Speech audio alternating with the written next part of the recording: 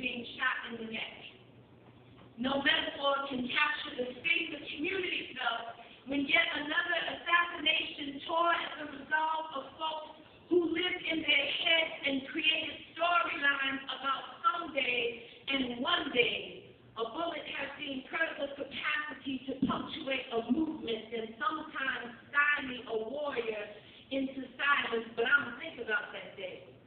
Not even when my children come marching with images of the man embellished in Crayola, in the kind of exuberance that only youthfulness and naivete can sustain. They want to tell me about the dream he had and the evil in the world that took it. They run it all down for me, wide-eyed and mortified at how helpless they feel in these conversations with history, where great men who dared to shut out were struck down, and the gross improprieties of it all, and the incredible immorality of it all, and the needlessness and senselessness of it all. Can't believe how ungodly we were. They want me to do something about it. Wrestle the past down into cliff notes and affix the ending, and they all lived happily ever after at the end, but I don't think about that day.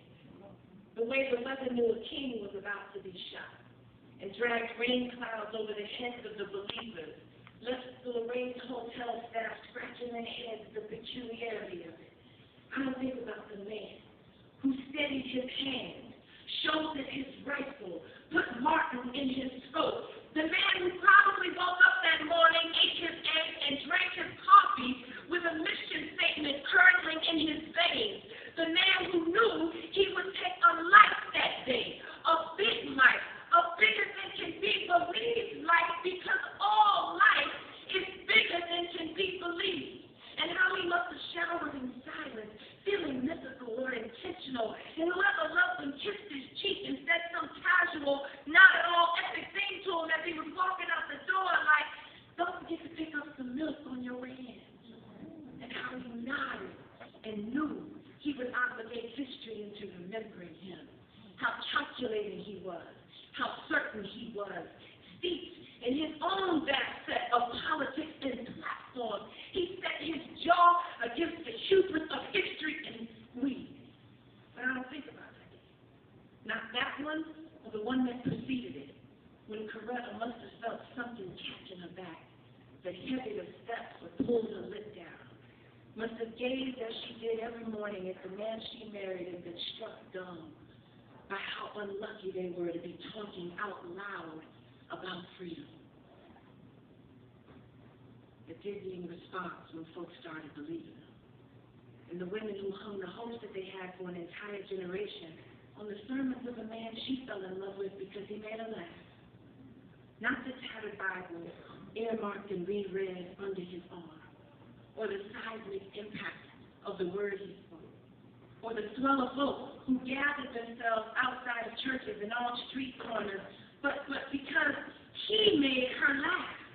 A deep and rolling laugh that moved her to girlishness and wet her mouth with smiles. But I don't think about that day or the one after it, when Coretta had locusts in her belly, and she could see neither promised land nor mountain top around her children's wailing, their small hands pulling at her skirts and needing her to fix it, to tell her yesterday that it made a mistake, that daddies are supposed to be forever, that however inevitable the newsreels attempted to write it, bleeding out and leaving was never an option, and the gnashing of baby teeth and the thundercrack of a nation's grief, when all Coretta wanted was to remember what laughing felt like when Martin made her do it, and what dreaming felt like when Martin made her do it, and what faith felt like, and hope felt like, in the moments when tomorrow was replete with metaphor and parable and possibility, and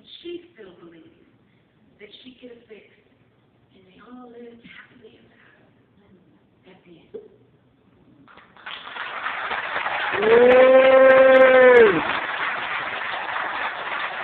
Yeah.